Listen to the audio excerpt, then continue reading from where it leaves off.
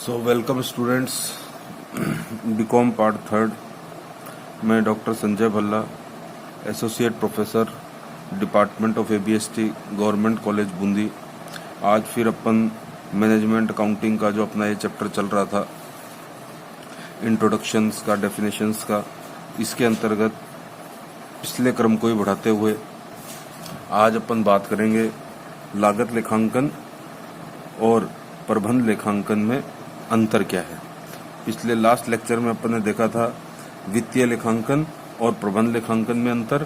आज अपन देखेंगे difference between cost accounting and management accounting. लागत लेखांकन और प्रबंध लेखांकन में क्या अंतर है। तो स्टूडेंट्स, सबसे पहला अंतर जब भी कभी भी किसी के विषय में करना हो तो अर्थ या उद्देश्य के आधार पर किया जा सकता है। अर्थ के आधार पर या उद्देश्य के आधार पर। तो आप ये कॉस्ट अकाउंटिंग पिछले साल पढ़ चुके हैं सेकेंड ईयर के अंदर। तो कॉस्ट अकाउंटिंग का अर्थ या कॉस्ट अकाउंटिंग का उद्देश्य क्या था, किस लिए कॉस्ट अकाउंटिंग का जन्म हुआ था। कॉस्ट अकाउंटिंग का अर्थ या उद्देश्य है, मुख्य उद्देश्य तो क्या है, सबसे पहले लागत ज्ञात करना। लागत ज्ञात करना इसलिए जरूरी हो गया क्योंकि वर्तमान समय कंपटीशन का समय हो गया। 20वीं शताब्दी के प्रारंभ से इसका जन्म हो गया था कॉस्ट अकाउंटिंग का। औद्योगिक क्रांति जैसे ही पैदा हुई उसी समय कॉस्ट अकाउंटिंग का जन्म धीरे धीरे चालू हुआ था। क्योंकि देखिए, कंपटीशन का जब समय प्रारंभ होता है तो आप अपनी सेलिंग प्राइस को नहीं बढ़ा सकते कि आपकी सेलिंग प्राइस 100 रुपये है तो उसको 110 कर दो, आप उसको 120 कर दो। क्यों नहीं बढ़ा सकते? क्योंकि मार्केट में है कंपटीशन। तो इसलिए आप सेलिंग प्राइस को ज़्यादा नहीं बढ़ा सकते कंपटीशन होने के कारण। और कंपनी का मुख्य उद्देश्य क्या है? कंपनी का मुख्य उद्देश्य क्या है? लाभ कमाना। तो मान लीजिए आपने जब लागत ज्ञात करी, आपकी लागत कितने रुपए की आई? लागत आई आपकी 80 रुपए की। और आपका प्रॉफिट कितने रुपए का है? 20 रुपए का। और सेलिंग प्राइस कितनी है आपकी? 100 रुपीज़।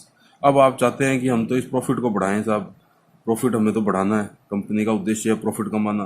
तो आपने कॉस्ट 80 रुपये आ रही थी, प्रॉफिट आपने 30 रुपये कर दिया, तो सेलिंग प्राइस कितनी हो गई? 110। आप प्रॉफिट और ज़्यादा कमाना चाहते हैं, कॉस्ट आपकी 80 रुपये आ रही थी, आपने प्रॉफिट जोड़ दिया 40 रुपये का, सेलिंग प्राइस कितनी हो गई? 120। परंतु ये कार्य आप वर्तमान समय में नहीं कर सकते। क्यों नहीं कर सकते? क्योंकि सेलिंग प्राइस को अपन नहीं बढ़ा सकते। तो इसलिए अगर अब आपको लाभ कमाना है तो अब आपको क्या करना पड़ेगा? कॉस्ट आपकी 80 आ रही थी, प्रॉफिट 20 रुपये हो रहा था, सेलिंग कितनी थी? सेलिंग प्राइस थी 100 रुपये। अगर अब आप प्रॉफिट बढ़ाना चाहते हैं तो इसको कम करना पड़ेगा। किसको? कॉस्ट को। कॉस्ट आपने 75 रुपये कर दी तो आपका प्रॉफिट 25 रुपये हो गया। सेलिंग प्राइस तो वैसे ही इंटैक्ट है आपका, कितने रुपए? 100 रुपये। और प्रॉफिट आपको कमाना है तो आप कॉस्ट को 75 से घटाकर कितनी करी आपने? 70। तो आपका प्रॉफिट कितना हो गया? 30 रुपये। सेलिंग प्राइस आपकी इंटैक्ट है, वही 100 रुपये।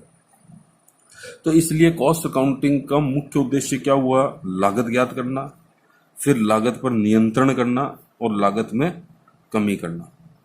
नियंत्रण करना इसलिए जरूरी है क्योंकि कहीं लागत बढ़ नहीं जाए। लागत अगर आपकी ज़्यादा बढ़ गई, 80 की जगह अगर आपकी कॉस्ट 85 रुपये हो गई तो आपका प्रॉफिट 20 की जगह 15 रुपये हो जाएगा।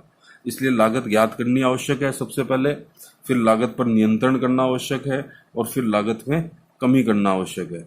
ये है मुख्य उद्देश्य कॉस्ट अकाउंटिंग का। और प्रबंध लेखांकन का मुख्य उद्देश्य आपको पता ही है। प्रबंध लेखांकन का मुख्य उद्देश्य है कि प्रबंधकों के जो भी मुख्य कार्य हैं, नियोजन करना हो, चाहे नियंत्रण हो, चाहे संगठन हो, चाहे संप्रेषण हो, चाहे विप्रेरण हो, इन सभी के अंतर्गत सहायता प्रदान करना। कैसे सहायता प्रदान की जाएगी? उसके लिए विभिन्न विषयों का समायोजन करते हुए, विभिन्न विषयों से आंकड़े, सूचनाएं एकत्रित करते हुए प्रबंध को सहायता प्रदान की जाएगी। ये सारा का सारा मैनेजमेंट अकाउंटिंग का उद्देश्य है, जिससे प्रबंधक अपने कार्यों को कुशलतापूर्वक निर्वहन कर सकें। दूसरा अंतर अपन कर सकते हैं इन दोनों की नेचर के आधार पर। तो देखिए, कॉस्ट अकाउंटिंग में भी या तो वर्तमान का ध्यान रखा जाता है, वर्तमान डाटा का ध्यान रखा जाता है, या फिर भूतकालीन। तो इसकी नेचर ऐतिहासिक है या वर्तमान काल की है। जबकि मैनेजमेंट अकाउंटिंग की जो नेचर है वो अपन सब जानते हैं। मैनेजमेंट अकाउंटिंग किससे संबंधित होती है? भविष्य से संबंधित होती है, भावी निर्णयों से संबंधित होती है। तो इसकी नेचर कैसी हो गई? इसकी नेचर हो गई भावी प्रकृति की नेचर। और कॉस्ट अकाउंटिंग की नेचर कैसी हो गई? वर्तमान या ऐतिहासिक प्रकृति की नेचर है कॉस्ट अकाउंटिंग की। पिछले बार अपन ने पढ़ा था फाइनेंशियल अकाउंटिंग की नेचर कौन सी होती है, ऐतिहासिक या भूतकालीन या ऐतिहासिक। कॉस्ट अकाउंटिंग की नेचर वर्तमान से संबंधित भी हो सकती है और ऐतिहासिक भी हो सकती है। तीसरा अंतर स्टूडेंट्स अपन कर सकते हैं किसके आधार पर, क्षेत्र के आधार पर। स्कोप, कॉस्ट अकाउंटिंग का स्कोप ज़्यादा है या मैनेजमेंट अकाउंटिंग का स्कोप ज़्यादा है? तो ये तो आप जानते ही हैं कि मैनेजमेंट अकाउंटिंग का स्कोप अत्यधिक व्यापक है, किसकी तुलना में, कॉस्ट अकाउंटिंग की तुलना में। या फाइनेंशियल अकाउंटिंग की तुलना में भी मैनेजमेंट अकाउंटिंग का स्कोप ज़्यादा था, कॉस्ट अकाउंटिंग की तुलना में भी मैनेजमेंट अकाउंटिंग का स्कोप ज़्यादा है। क्यों है इसका स्कोप ज़्यादा? क्योंकि इसमें आपने देखा था कि इसमें अपन कई सारे विषयों को, चाहे वो फाइनेंशियल अकाउंटिंग हो, कॉस्ट अकाउंटिंग हो, आपकी इकोनॉमिक्स हो, स्टैटिस्टिक्स हो, इन्वेंट्री कंट्रोल हो, या अन्य अनेक विषयों का प्रयोग करते हुए मैनेजमेंट अकाउंटिंग का अपन प्रयोग करते हैं। तो इसलिए इसका क्षेत्र अत्यधिक व्यापक है। एक अंतर अपन कर सकते हैं वर्णन के आधार पर, डिस्क्रिप्शन।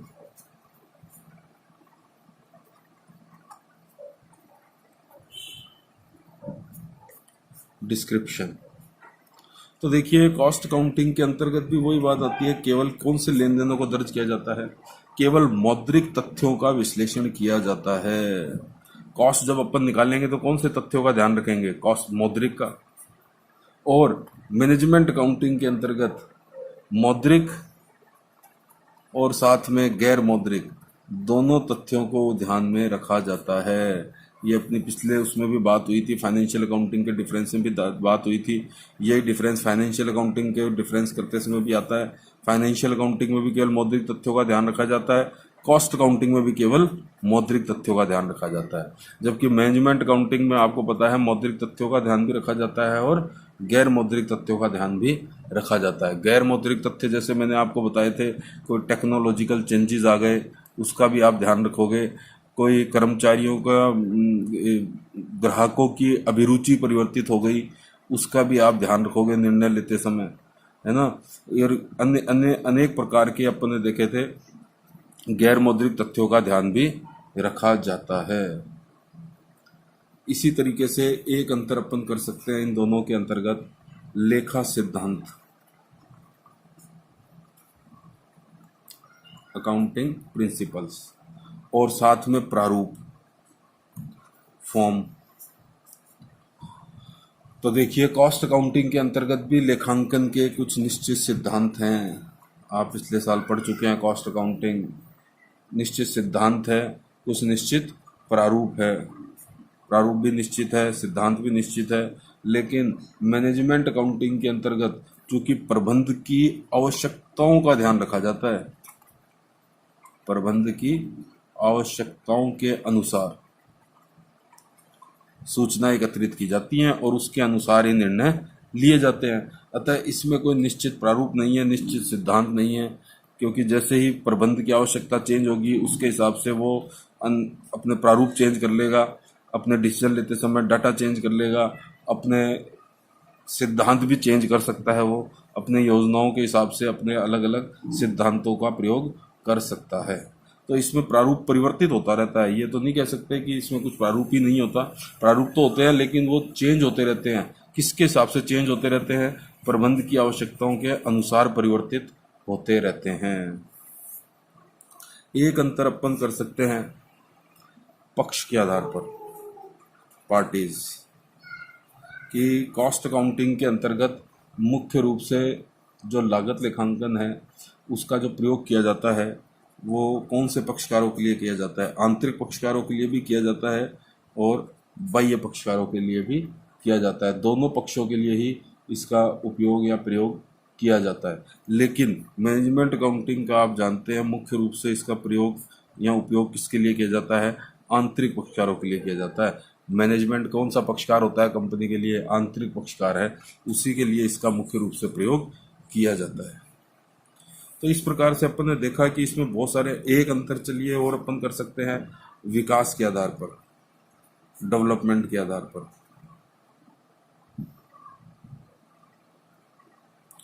कि कॉस्ट अकाउंटिंग का डेवलपमेंट औद्योगिक क्रांति के पश्चात चालू हो गया था।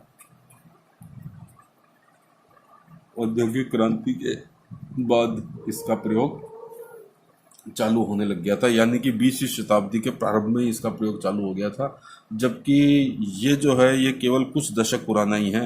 मैनेजमेंट अकाउंटिंग जो है वो कुछ दशकों पुराना ही है, यानी अभी एक डेवलपिंग सब्जेक्ट है। धीरे धीरे इसका विकास होता जा रहा है और अभी नई नई तकनीकों का इसके अंतर्गत प्रयोग किया जा रहा है। नई नई सूचनाओं को कैसे समाहित किया जा सकता है उसका प्रयोग किया जा रहा है इसके अंतर्गत। तो विकास की अगर बात करें तो कॉस्ट अकाउंटिंग का विकास पहले से हो चुका है, जबकि मैनेजमेंट अकाउंटिंग अभी विकासमान अवस्था में है, कुछ दशकों पुराना ही है। कॉस्ट अकाउंटिंग औद्योगिक क्रांति के पश्चात की देन है। तो इस प्रकार से अपन ने स्टूडेंट्स आज देखा कि difference between cost accounting and management accounting. पिछले लेक्चर में अपन ने देखा था difference between financial accounting and management accounting.